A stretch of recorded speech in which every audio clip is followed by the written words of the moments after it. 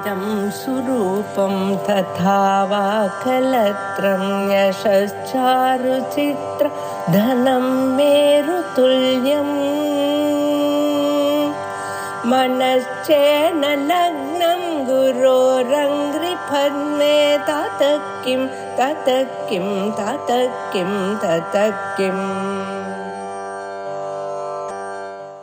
महाक्रमो महाकर्म महातेज महोरगः महाक्रतुर्महायज्वा महायज्ञो महाहविः। अत्र महाक्रमः इति आद्यं पदं महधातोः अत् प्रत्यये महान् इति शब्दः, क्रमधातोः घञ् प्रत्यये क्रमः इति शब्दः। महान्तः क्रमाः यस्य वर्तते सः महाक्रमः इति। क्रमशब्देन जगत् सृष्टिस्थित्यादि यत्नाः विवक्षिताः, प्रयत्नाः। ते प्रयत्नाः भगवतः एव वर्तन्ते इति कृत्वा भगवान् महाक्रमः इति स्तूयते।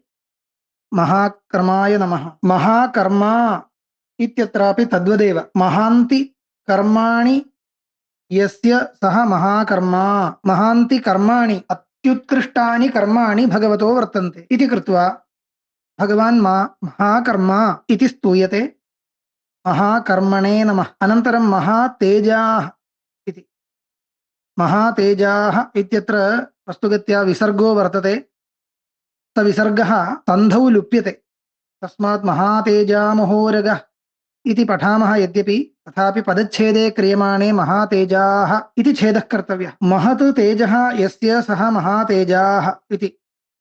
अत्युत्कृष्टं तेजः सर्वस्याप्यपेक्षया उत्कृष्टं तेजः। न तत्र सूर्यो भाति न चन्द्रतारकं नेमा विद्युतो भान्ति कुतोऽयमग्निः तमेव भान्तम् अनुभाति सर्वं तस्य भासा सर्वमिदं विभाति इत्यादि श्रुतौ भगवतः तेजः कीर्त्यते। स्वप्रकाशत्वात् भगवान् महातेजाः इति।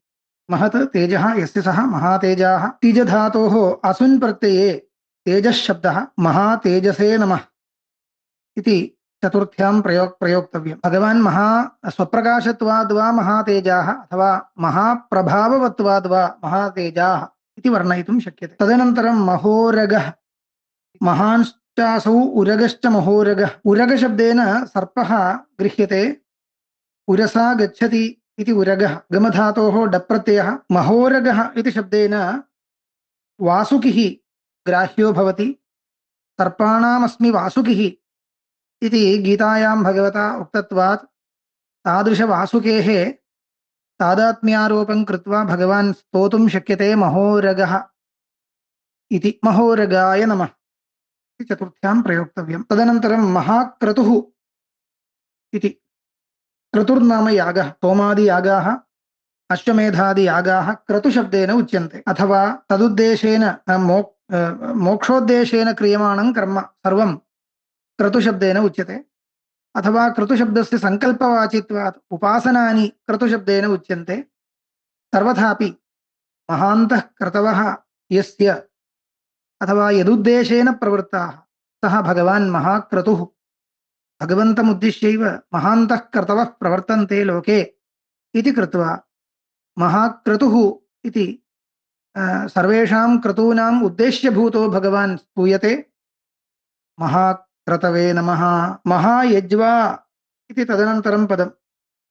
यज्वा इत्युक्ते यागकर्ता, यजमानः इत्यर्थः। महांश्चासौ यज्वा च महायज्वा इति। यजधातोः वनिप् प्रत्यये यज्वा इति शब्दो निष्पद्यते। महांश्चासौ यज्वा च यज्ञान् कुर्वन् यज्वा भवति।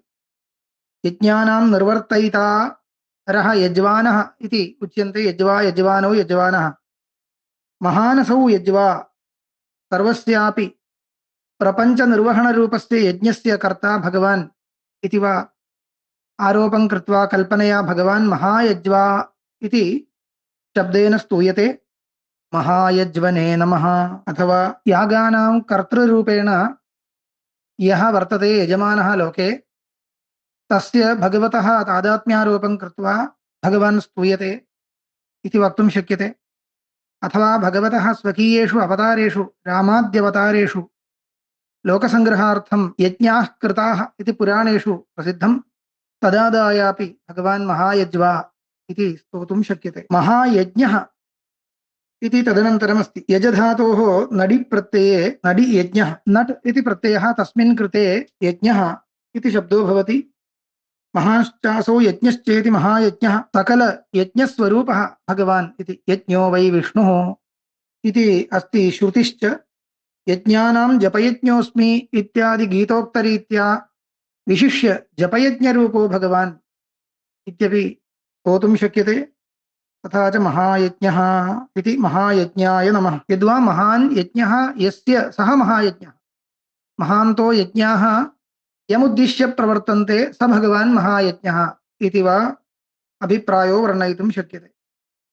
महाहविः इत्यत्र हूयते इति हविः, हू धातोः कर्मणि इसि प्रत्ययः हविः इति भवति। प्रलये सर्वं परमात्मनि हूयते इति परमात्मा अयं महाहविः इति स्तोतुं शक्यते। महाश्चासौ हविश्च महाहविः इति वा वक्तुं शक्यते।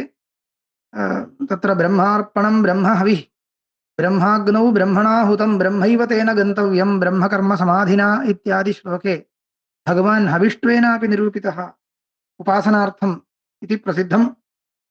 एवञ्च कर्मधारयं वा बहुव्रीहिं वा स्वीकृत्य अयं शब्दः भगवत्परतया वर्णयितुं शक्यते इति महाहविषे नमः इति अत्र चतुर्थ्यां प्रयोक्तव्यम्।